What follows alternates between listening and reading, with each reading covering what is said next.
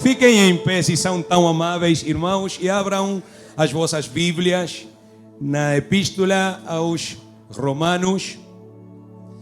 E vamos trazer, irmãos, 3 versículos. Aqueles que não têm Bíblia podem ler no ecrã. A palavra do Senhor Jesus Cristo em Romanos, capítulo 4, versículos 1 até o 3. Palavra de Deus, irmãos, que diz assim, leio no nome de Jesus. Que diremos, pois, ter alcançado Abraão, nosso pai, segundo a carne? Porque se Abraão foi justificado pelas obras, tem de que se gloriar, mas não diante de Deus. Pois, que diz a Escritura? Creu Abraão a Deus e isso lhe foi imputado como justiça. Amém. Digam todos, irmãos. Obrigado, Senhor, pela tua palavra. E obrigado, Senhor, pela oportunidade que nos dás de falá-la, Senhor, e de ouvi-la respectivamente. Muito obrigado, Senhor, por este privilégio, por este momento tão importante e abençoado, Senhor, como é o da pregação da tua palavra. Abençoa, Senhor, este momento e concede-nos, Senhor Jesus, poder receber tudo o que tu já tens preparado para nós neste dia. No nome de Jesus. Obrigado, Senhor, mais uma vez. Amém e amém. Quantos podem dizer amém enquanto sentam?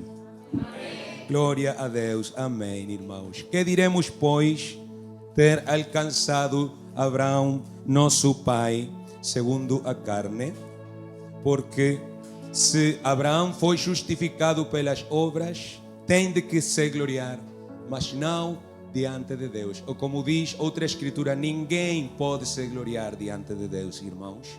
Pois que diz a escritura? Creu Abraão a Deus e isso lhe foi imputado como justiça. Amém. Mais uma vez a palavra de Deus. Irmãos, como já dissemos na presente série, os 2 primeiros mandamentos para nós são que, se lembram o primeiro, irmãos? Que amemos a Deus e que amemos o nosso irmão ou o nosso próximo. Muito bem. Destes 2 mandamentos dependem, como dissemos já há algumas semanas, estão pendurados o Antigo e o Novo Testamento. Dependem a lei, os profetas, os salmos, o Evangelho, a Bíblia, a palavra de Deus toda, irmãos. E destes mandamentos nós aprendemos algo muito importante. Estou a rever ainda a série, as mensagens anteriores, as 5 partes anteriores. Estes 2 mandamentos, pela sua parte, nos ensinam, nos revelam qual o propósito de Deus para nós, qual o propósito da nossa vida. Irmão e amigo que estás conosco também, vamos dar um forte aplauso para os amigos que estão conosco. Sejam muito bem-vindos.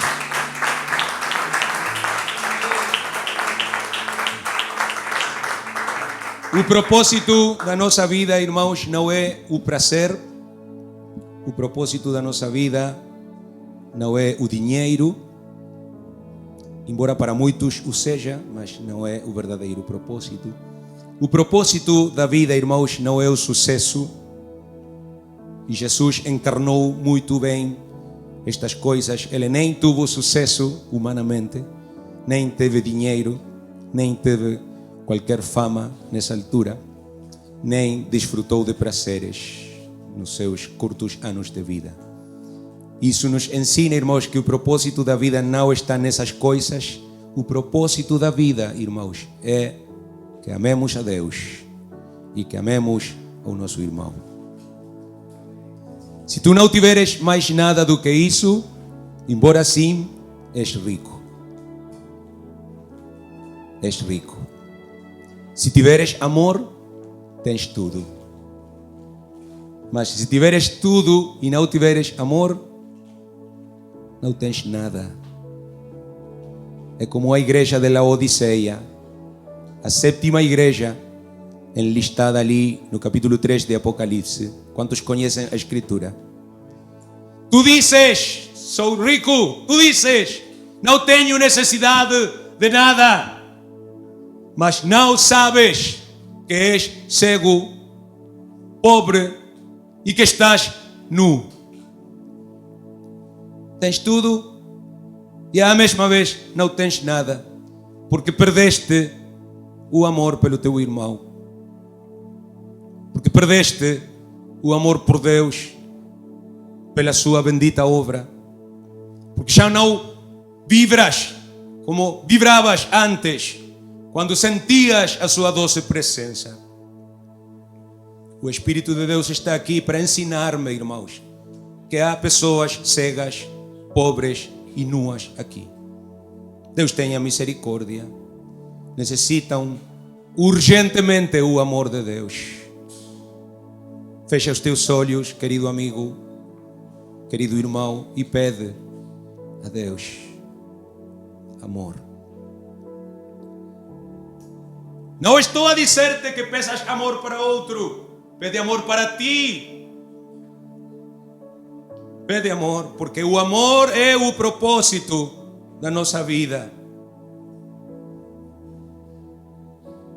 Vou dizer algo que eu vi quando eu era jovem, mais jovem. De uma mulher que sempre criticava a sua vizinha por ter as janelas sujas. Cada manhã esta mulher acordava, ia para a sua janela e dizia: olha-me, a minha vizinha tem as janelas sujas. Que vergonha! Porque ela não limpa as suas janelas? Um dia acordou, foi para a sua janela como costumava fazer, e quando ia criticar novamente a sua vizinha, pensou: vou limpar a minha janela. Pegou num pano, limpou a sua janela e, para sua surpresa, descobriu que as janelas da vizinha estavam limpas completamente.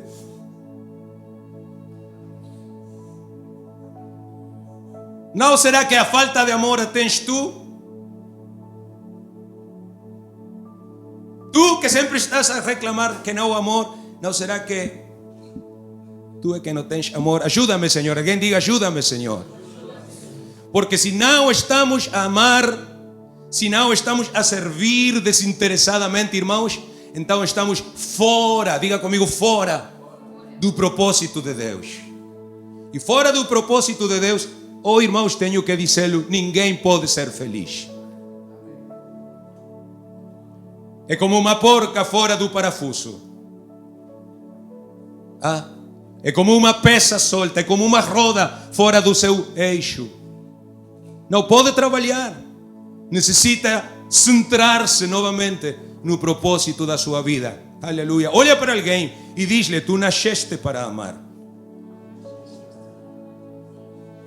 Não é a mesma coisa que dizer nasceste para ser amado, porque isso gostamos muito de ouvi-lo. Eu nasci para ser amado, eu nasci para ser aceite, eu nasci para ser feliz. Irmão, tudo bem com isso, mas não é o propósito da vida. O propósito da vida é amar, é fazer feliz alguém. E a vida, irmão, sempre é um eco. Ela simplesmente regressa o que tu lhe envias. Tu não tens que preocupar-te por não ser amado.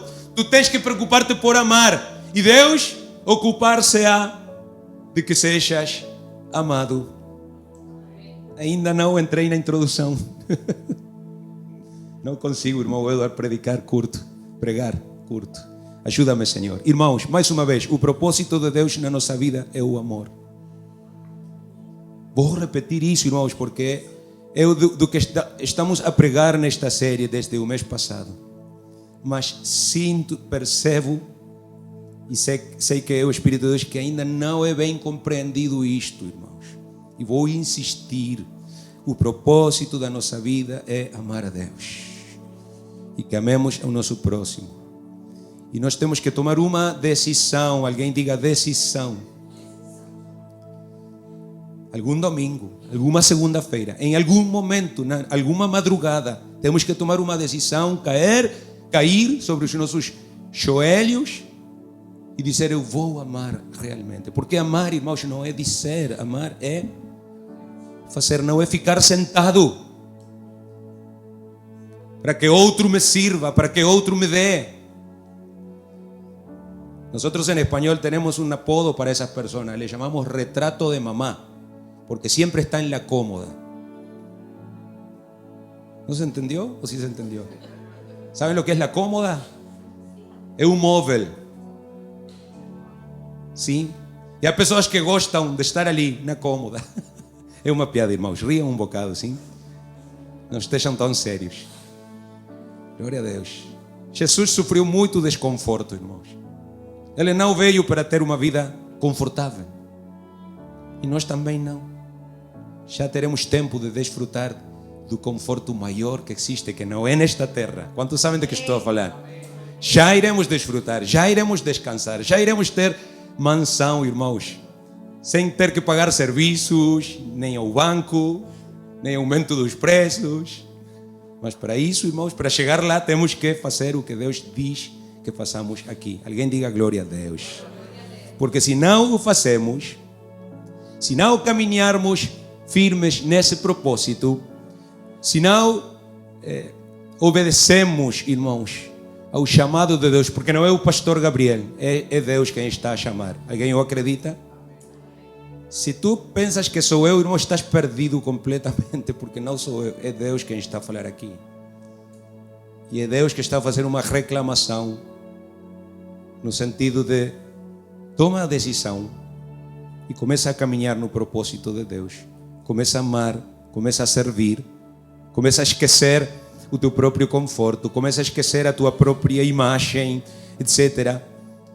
E não tenhas medo de perder. Às vezes gastamos tanta energia, irmãos, em defender-nos, defender o que é nosso, manter o nosso status quo, o nosso estilo de vidinha, e não queremos qualquer invasão desse espaço. Estamos a proteger, tentamos proteger, irmãos. Jesus não protegeu nada. Ele nunca se defendeu, ele nem falou, irmãos. Quando era levado para a cruz do Calvário, a Bíblia diz que ele nem abriu a sua boca, porque ele tinha uma missão, ele compreendia o seu propósito. O seu propósito era amar até o final aos seus discípulos e entregar mesmo a sua própria vida por eles, e o fez para a glória de Deus.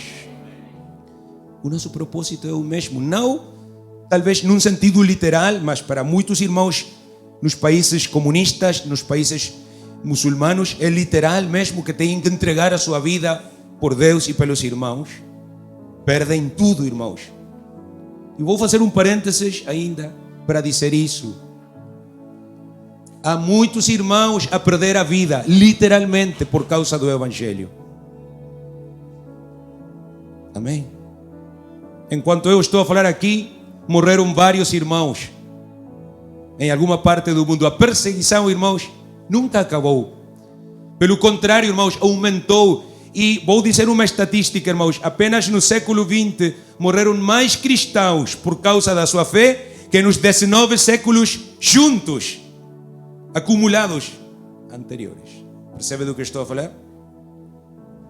Se tu crees que porque não sai no jornal das notícias não está a acontecer, então estás enganado. O jornal das notícias, irmão, não diz a verdade. Não fala das coisas que acontecem na Índia, por exemplo, onde cada dia igrejas são queimadas com os irmãos dentro. No sul da África, sim, onde congregações inteiras desaparecem, irmãos. 100, 200, 300 irmãos são levados para o deserto e lá são decapitados por causa do Evangelho. Então aqui nos ofendemos porque alguém não olhou bem para mim, porque alguém não cumprimentou como eu esperava. Já estou desanimado, já estou triste, ofendido. Aleluia. E não pensamos, irmão, o que é realmente sofrer por causa do Senhor. Preciso 2, 3 que digam: perdoa-nos, Senhor.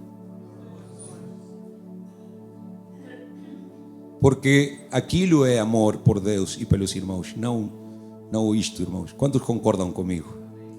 Eles dão a vida, irmãos. Não se envergonham do Evangelho, não têm medo de confessar a Cristo, não escondem a sua fé. Não, vão com Cristo até as últimas consequências. Isso é amor a Deus. Isso é amor a Deus. Procurar a sua bênção, a sua aprovação, não esperar deixar contentes aos homens, porque, irmãos, nem Jesus deixou contentes aos homens. Nem se preocupou com isso, irmãos. Ele apenas veio para fazer a vontade de Deus. E muitas vezes fazer a vontade de Deus fará com que tu estejas num grande problema com a gente, com a tua própria família, talvez. Como muitos de vocês sabem, que servir a Deus tem um custo, tem um preço. Ainda não consegui entrar na introdução, mas Deus está a falar aqui. Queremos um Pentecostes ou não queremos um Pentecostes, irmãos? Mas o Pentecostes não é para cristãos mornos. O Pentecostes não é para cristãos domingueiros. Percebe o termo, o que significa? Vou, aqueço a cadeira, 2 horas, vou para a minha casa e continuo no meu estilo de vida indiferente. Nem chega a morno, às vezes é frio.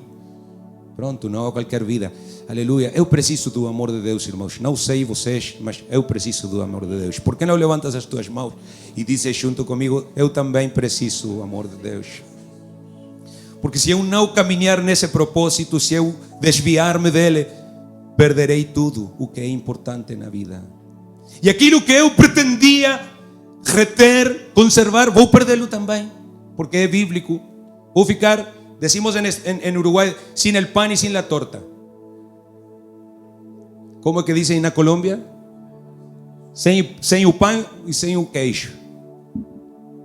Pronto. Nem isto, nem aquilo. Portanto, eu prefiro ficar pelo menos com uma das duas coisas. Eu fico com Cristo. Eu fico com Cristo e o seu amor. E se tenho que perder tudo o demais, pronto, perco tudo, irmão, mas vou ganhar o que é melhor. Amém. O que significa amar a Deus? Em primeiro lugar, irmãos, devemos estabelecer que o amor a Deus não pode ser separado da ideia da obediência. Amor a Deus e obediência, como vocês podem ver ali no ecrã, irmãos, são assuntos inseparáveis. Porque o amor deve ser o motivo, irmãos, pelo qual nós fazemos tudo o que fazemos. Não o temor, temor do inferno, temor do castigo, da condenação, não. Claro que Deus também tem um castigo, claro que Deus preparou um inferno, mas não é a razão pela qual estamos aqui simplesmente para fugir do inferno. Não é um amor sentimental, porque o medo é um sentimento humano. Mas nós não servimos a Deus, não amamos a Deus, irmãos, com raízes sentimentais. Eu gosto desta família cristã, gosto desta igreja, gosto da música. Essas são emoções. Mas se a nossa vida cristã, irmãos, e o nosso serviço a Deus está baseado nessas emoções, nesses sentimentos, gosto do abraço dos irmãos, tudo bem, eu também. Mas essa não é a razão pela qual eu sirvo a Deus. Sirvo a Deus porque Ele deu a sua vida na cruz do Calvário por mim. Eu amo a Deus. E vou ir com Ele até as últimas consequências. Acompanhado ou sozinho, com ou sem igreja, porque há muitos lugares onde nem igreja há. E de facto vou dizer isto, irmãos, cada vez haverá menos igrejas. Já tenho a vossa atenção? Tenho a vossa atenção? Cada vez haverá menos igrejas, porque os governos vão fazer com que as igrejas desapareçam. Vem perseguição, irmãos, vem muita coisa, está na Bíblia.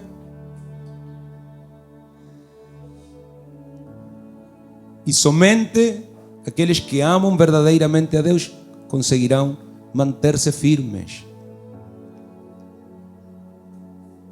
Isto que para nós é estranho de ouvir, irmãos, não é muito estranho para os irmãos que estão na Rússia, por exemplo, na China, que têm que fazer reuniões, como se diz, na cave, sim, escondidos das autoridades, porque não há qualquer hipótese de fazê-lo publicamente. Amém? Há uma história de 2 soldados comunistas que chegam a um serviço como este e entram com os seus fuzis, com as suas armas na cave e ameaçam a todos ali e dizem: aquele que negar o nome de Jesus pode ir embora. E vários irmãos, entre aspas, irmãos, negaram o nome de Jesus, blasfemaram, pois, e foram embora. Então, quando já os irmãos que foram embora se tinham afastado bastante, os soldados disseram: paz de Cristo, irmãos, agora sim vamos fazer o culto, o serviço a Deus entre verdadeiros irmãos. Paz de Cristo. Percebe do que eu estou a falar, irmão? João capítulo 14 ensina duas coisas muito importantes. A primeira é que a motivação correta para obedecer a Deus é o amor. Amém? E a segunda é que nós demonstramos o nosso amor a Deus mediante a obediência aos seus mandamentos. Quero que grave isto, irmão. Amor, obediência. E ambas as duas coisas são básicas e fundamentais na vida cristã. Portanto, mais uma vez, o nosso motivo para obedecer a Deus é o amor, não o temor. Vou ampliar essa ideia, irmãos. Romanos 8,15. Isto está escrito por um homem que sofreu muito, irmãos, por causa do Evangelho. Talvez um dos apóstolos que mais sofreu. Paulo diz que não recebemos o espírito de escravidão para estar outra vez em temor. Porque isso era a lei de Moisés. Uma escravidão para o povo de Israel. E o povo obedecia a lei, sim, mas porque tinha temor às consequências da desobediência, não por amor a Deus. Mas isso aconteceu no velho pacto. No novo pacto, alguém diga novo pacto, o motivo para obedecer a Deus não deve ser o temor, deve ser o amor. Os pais que estão aqui e as mães que estão aqui podem perceber muito bem esta ideia que estou a partilhar, irmãos. Porque quando criamos filhos, e nós já o temos por experiência, existem pelo menos dois métodos. Tá?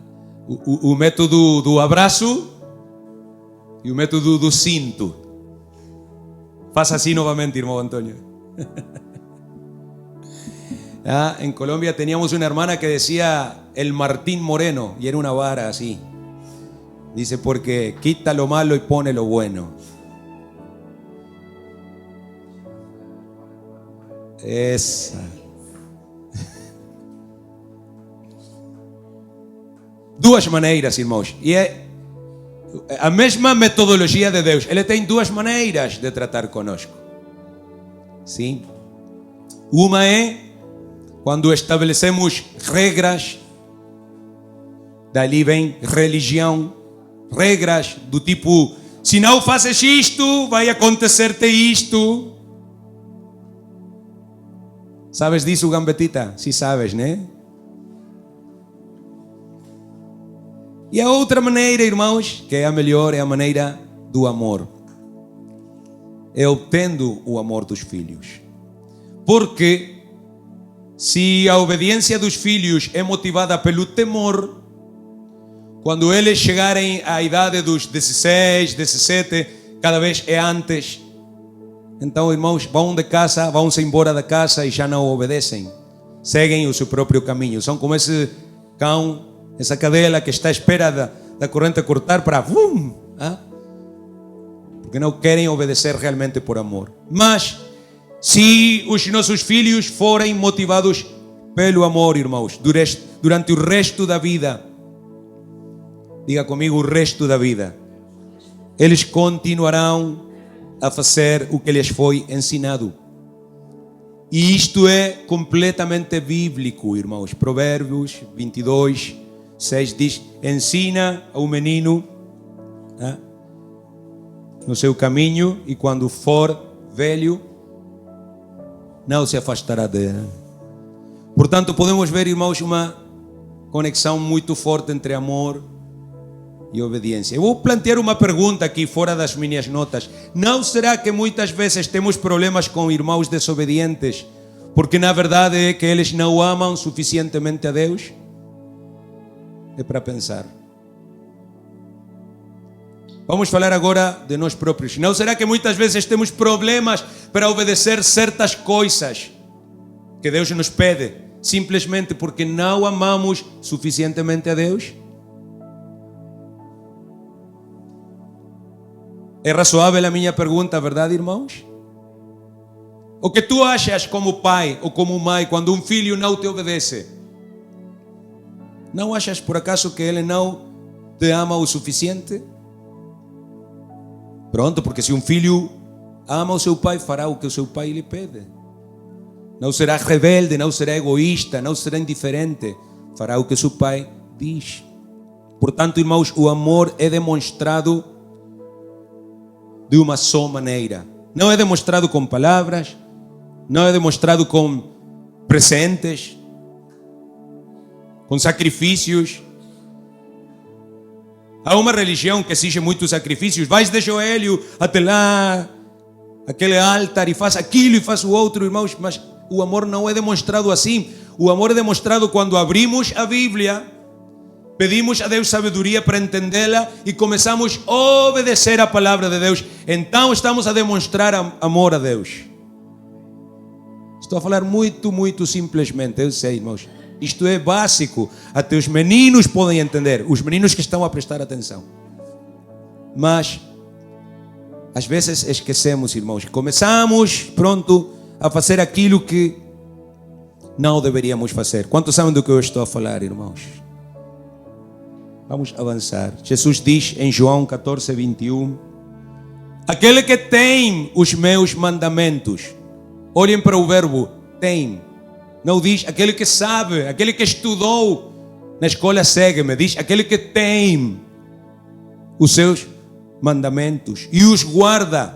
Diz Jesus, esse é o que me ama. E aquele que me ama será amado de meu Pai e eu o amarei e me manifestarei a ele. Eu quero que tu notes a clareza da declaração de Jesus aqui. Aquele que tem os seus mandamentos e os guarda. O que significa? Os guarda no caixote lá? Não. Os obedece significa. Guardar a palavra de Deus, irmãos, é obedecê-la. Pronto, se a Bíblia diz, faz isto, pois faço isso. Assim de simples, irmãos. Olha mais uma vez o que este versículo está a dizer. Para o Senhor, irmãos, não basta. Repite, não basta. Que obedeçamos, pronto, não tenho mais remédio. O pastor chateia-se. Não é assim, irmãos. Não basta simplesmente vou fazer o que se me pede. Irmãos, devemos ter os seus mandamentos. Isso significa algo assim como eu acordo na manhã, eu vou deitar-me na noite e eu estou a pensar, eu estou a refletir, estou a alegrar-me, estou a desfrutar dos mandamentos de Deus.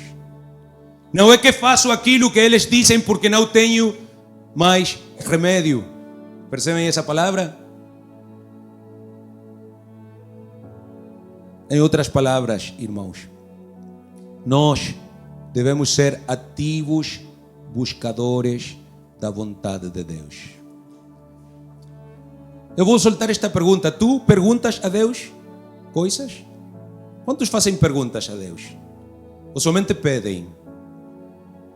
Tu és do que simplesmente ora quando tem qualquer problema, uma necessidade, então te lembras que é a Deus? Ou te levantas na manhã e dizes, Senhor, qual o teu plano para mim neste dia? Qual o teu propósito específico para esta segunda-feira, por exemplo? O que tu queres que eu faça, Senhor, hoje? O que eu estou a perguntar é, estás a ser dirigido por Deus? Ou estás a fazer a tua própria vontade apenas? Porque isso não é obediência, irmãos. Obediência é fazer a vontade de Deus. É depender de Deus. É perguntar a Ele, consultar a Ele. E Deus gosta de dirigir-nos, gosta de ensinar-nos. A minha família é testemunha, irmãos. Eu pergunto a Deus até por onde tenho que vir para a igreja, até por que autoestrada eu tenho que ir para Lisboa. O Google Meet, este outro, como é? O Waze diz que aqui está vermelho, que aqui está verde, mas eu nem acredito muito nele, eu acredito no Espírito Santo, irmãos. São testemunhas os meus filhos, que muitas vezes digo, eu sinto de virar aqui porque não sei, talvez há algo ali. Pronto, irmãos, lá havia um acidente e Deus me diz para fazer aqui, é maior a volta, mas vou chegar antes, porque poupei aqui uma imensa trancadeira de carros, percebe? Coisas assim tão simples como essa, irmão. Deus quer ensinar-nos, Ele quer orientar a nossa vida, mas nós temos que estar dispostos a obedecê-lo. Não me convencem, irmão, vou aproximar-me aqui, vou olhar assim por acima dos óculos. Irmão, vou fazer outra perguntinha. Não será que muitas vezes não perguntamos a Deus o que Ele deseja que façamos porque temos medo da resposta que Ele irá dar? É razoável novamente a pergunta? Vou falar aos jovens que estão aqui. Senhor, esse será o namorado, essa será a namorada que tu tens para mim? Não fazemos essa pergunta porque se Ele diz não e nós já gostamos dessa pessoa, então não queremos saber a resposta. Senhor, tu terás um emprego melhor do que este para mim, que me permita servir-te melhor, estar mais tempo contigo, estar mais com os irmãos. Não fazemos essa pergunta porque gostamos desse trabalho, faço horas extras. Não queremos, estamos a proteger o status quo. E na verdade o que estamos a demonstrar é, não estou interessado em saber a vontade de Deus, eu quero fazer a minha vontade. E isso é rebeldia, irmãos. Isso não é amor a Deus. Porque amor a Deus é colocá-lo primeiro. O Senhor, que queres que eu faça? Qual foi a primeira pergunta que Paulo, quando nessa altura ainda era Saulo, o perseguidor dos irmãos, qual foi a primeira pergunta que ele fez para Jesus? Chumbaram de novo, irmãos? Força! Senhor, que queres que eu faça? Ali fica demonstrado Saulo, apesar de que apenas estava a encontrar-se com Jesus pela primeira vez, já tinha começado a amar Jesus. Dá um aplauso para Jesus nesta manhã. Glória a Deus.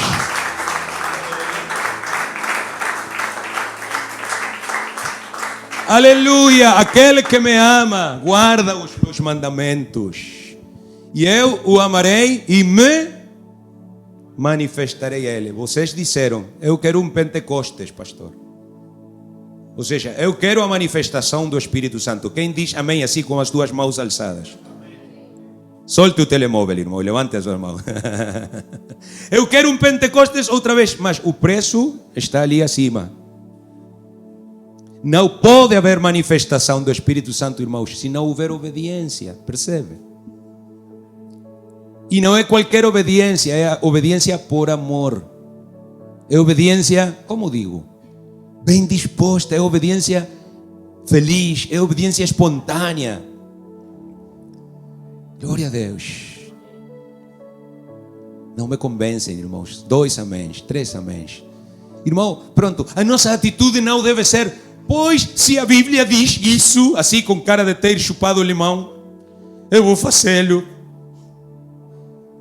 Não gosto, mas vou fazê-lo, porque a Bíblia diz e o pastor diz. Não, irmão, a nossa vida cristã, diga comigo, vida cristã, deve ser uma busca, uma procura constante da vontade de Deus. Deve ser um desejo sincero de obedecer-lhe. Deve ser uma atitude assim: Pai, eu quero agradar-te. Pai, eu quero fazer só aquilo que tu gostas. Eu quero alegrar o teu coração, Senhor. Eu quero fazer-te feliz neste dia. Quantos é que querem alegrar o coração do Pai? Eu posso sentir isso muitas vezes, nem sempre, mas às vezes, quando estou a falar do seu evangelho com alguém, quando estou a orar por alguém, às vezes na minha intimidade, às vezes em público, eu posso sentir a alegria do Senhor, que o Senhor está contente porque estou a fazer aquilo que Ele mandou fazer. Mas também posso sentir a sua tristeza quando eu estou a fazer algo que eu sei que é errado. Não sentes o mesmo, irmão? Quando dizemos uma mentira, quando ofendemos, ou nós ofendemos, não sentes? Que é como se Deus estivesse a fazer assim com a sua cabeça, a dizer, ai, ai, ai, outra vez. Ajuda-nos, Senhor. Disse-lhe Judas, versículo 22, não o Iscariotes: Senhor, de onde vem que te has de manifestar a nós e não ao mundo? Grande pergunta. Porque o Espírito Santo não é para o mundo, é para a igreja, irmãos. Não para os que dizem que são da igreja, mas para a igreja. Não para os que estão com a igreja, para a igreja. Porque nem todos os que estão na igreja são da igreja. Nem todos os que dizem sou cristão são mesmo cristãos. Jesus há de manifestar-se à sua igreja. E Judas, não o Iscariotes, pergunta: como é isso? Jesus simplesmente responde, versículo 23: se alguém me ama, guardará a minha palavra. E meu Pai o amará. E viremos para ele e faremos nele morada. Eu tenho que dizer isto, irmão. Não o tenho nas minhas notas. Tem-se popularizado uma frasezinha: Deus aborrece o pecado, mas Ele ama o pecador. Quantos ouviram essa frase? Mentira, irmãos. Não está na Bíblia. Sim, é claro que Deus amou o mundo e entregou a sua vida por ele, num sentido genérico. Mas a Bíblia diz quando é que Deus amará alguém. E não é antes que Ele guarde a sua palavra. Deus chama, Deus quer, Deus convida, Deus deseja. Ele até abençoa, Ele até cura quando viemos doentes à sua casa. Mas ainda não tínhamos alcançado o nível, diga nível, onde Deus ama mesmo. É por isso que Deus próprio diz, num dos salmos do rei Davi: eu amo aos que me amam. Pronto, percebe? Sim. Quando eu começo a guardar a palavra de Deus, quando eu começo a ser humilde, simples, sensível à sua palavra, então é quando eu consigo o amor do Pai. E Jesus diz: viremos para Ele e faremos nele morada. Está a falar do Pentecostes, outra vez. A igreja pode ser muito boa, pode ter bela cozinha, pode ter formoso santuário, pode ter muitos carros 0 km estacionados lá fora, pode estar muito abençoada, irmãos. Podemos conseguir um local no centro da Lisboa, podemos ter tudo, mas se não somos morada de Deus no Espírito, nem somos igreja. Oh, aleluia. Alguém diga: eu quero ser morada do Espírito de Deus. Mas como conseguimos isso, irmãos? Ali está, por meio da obediência à palavra de Deus. E olhem, irmãos, que Jesus fala em plural. E quero aclarar isto, irmãos, porque é uma das poucas vezes em que Jesus fala em modo plural, quando fala dele e de Deus, empregando os verbos viremos e faremos. Viremos para Ele e faremos nele morada. Não para indicar que exista uma pluralidade de pessoas na divindade, porque não existe de facto, irmãos, como o trinitarianismo sustenta, mas para referir-se às sucessivas manifestações do Deus único. Deus manifestou-se como Pai na criação. E Jesus estava ainda no tempo do Velho Testamento a falar estas coisas. Sim.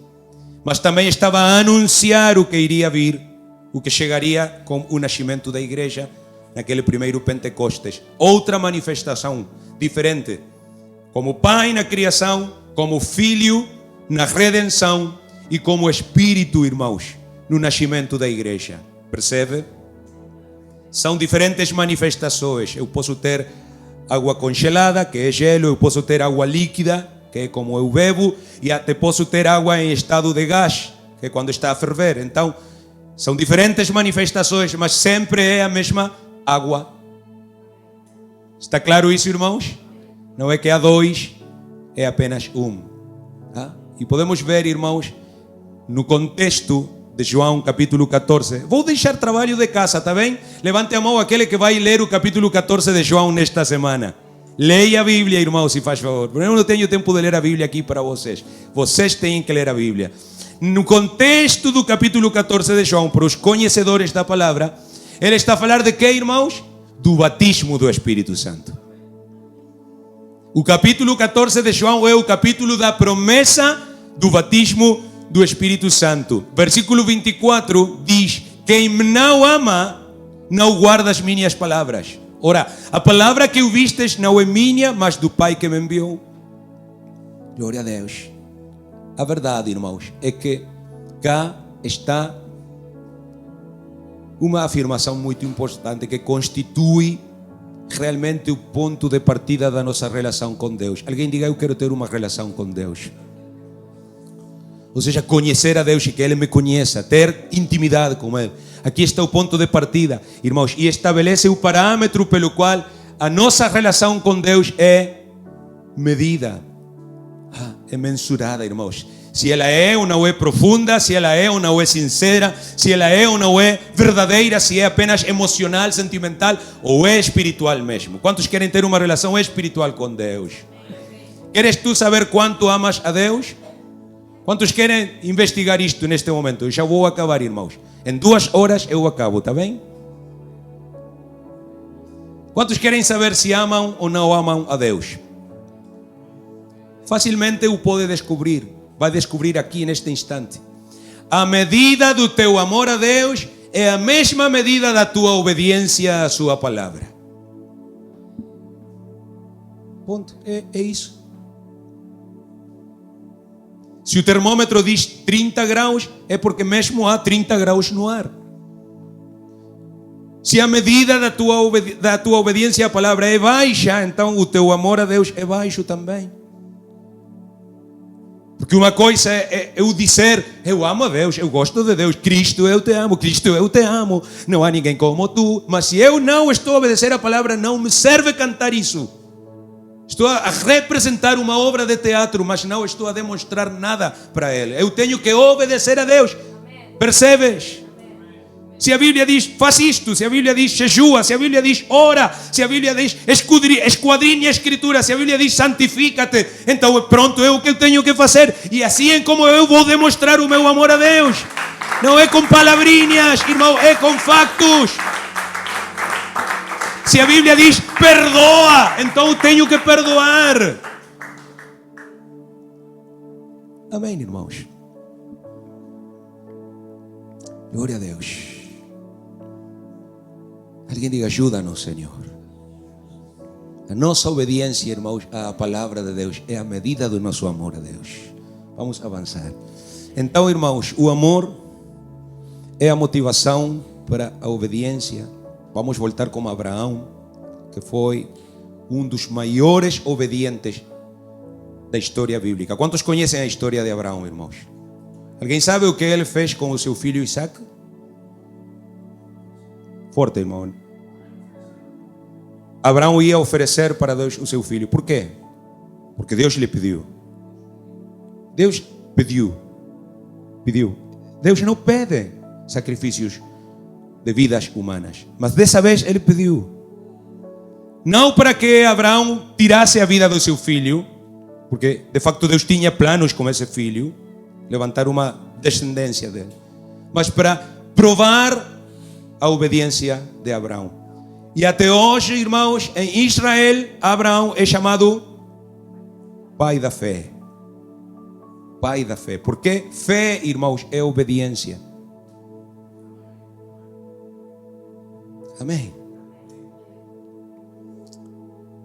A obediência expressa-se, irmãos, pela fé, e a fé se expressa pela obediência.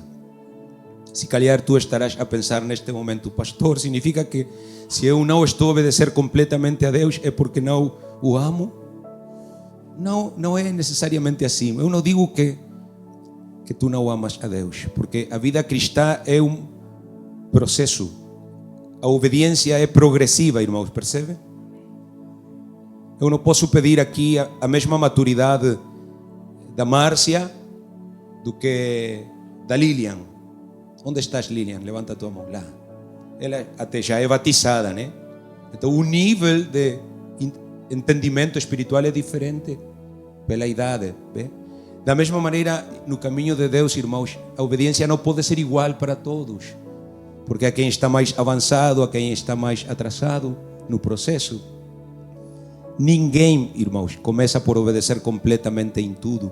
Podem passar até anos, décadas, e vamos continuar, irmãos, a descobrir áreas das nossas vidas onde ainda não fazemos a vontade de Deus plenamente. Mas eis aqui uma boa notícia. Enquanto nós continuarmos a crer, alguém diga eu creio. Enquanto nós continuemos a buscar, irmãos, na palavra de Deus, na presença de Deus, a nossa fé irá acrescentando-se. E na medida em que a nossa fé se acrescentar, irmãos, também isso será contado por justiça para Deus. Romanos 4:3 diz: creou Abraão a Deus e isso lhe foi imputado como justiça. Se tu segues a vida deste homem de Deus, irmãos, de perto, verás que pelo menos em 2 ocasiões ele falhou com Deus. Abraão, por exemplo, teve medo de que lhe tirassem a sua mulher, e ele deixou que Sara fosse tomada como uma concubina no harém do rei de Egito. Graças a Deus, Deus protegeu a vida de Sara. Quantos conhecem a história? Mas Abraão falhou estrepitosamente, irmãos, fracassou. A segunda vez ele aceitou a sugestão de Sara de ter um filho com a sua concubina Agar. E isso é um motivo de grandes sarilhos para Israel até o tempo de hoje, com os árabes, com os muçulmanos. Porque a desobediência traz consequências, irmãos. Amém. Abraão desobedeceu a Deus. Ele não foi perfeito. Ele não seguiu perfeitamente a vontade de Deus. Mas há boas novas. E mesmo quando ele não estava em plena obediência, a sua fé lhe foi imputada por justiça. Fecha os teus olhos ali onde estás, meu irmão. E repreende o diabo, e repreende o inimigo, repreende o acusador, porque o que ele quer, e Deus não quer isso, é que tu sintas sob condenação, porque não vives ainda em total obediência a Deus.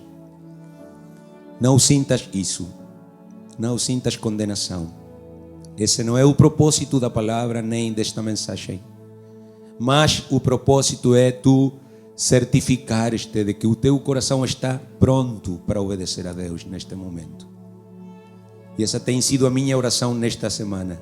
Que a igreja tenha um coração pronto, disposto, preparado para obedecer a Deus. Glória a Cristo.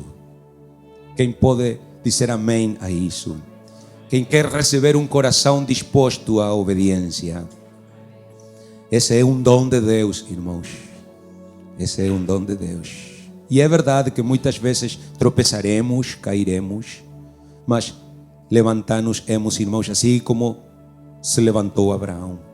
E é verdade que cometeremos errores, todos cometemos errores, todos falhamos com Deus, mas nunca devemos desistir.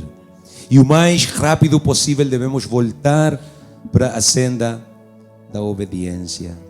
Vou acabar, irmãos. Romanos 4:22 diz: pelo que isso lhe foi também imputado como justiça. Ora, não só por causa dele está escrito que ele fosse tomado em conta, mas também diz o versículo 24, por nós. Olha que tudo o que Paulo está a falar de Abraão é para aplicá-lo à igreja.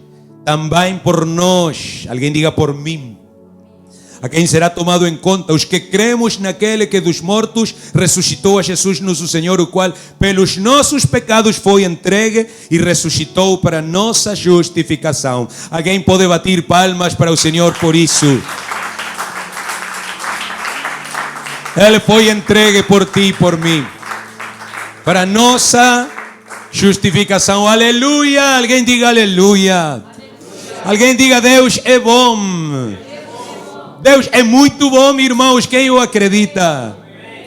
Por isso vamos orar a Ele neste momento. Fica em pé e levanta as tuas mãos junto comigo. E dizemos: muito obrigado, Senhor Jesus Cristo, pelo teu amor. Muito obrigado, Senhor Jesus Cristo, porque hoje estamos aqui diante de Ti, Senhor, na Tua presença. E somos, Senhor, dívidas.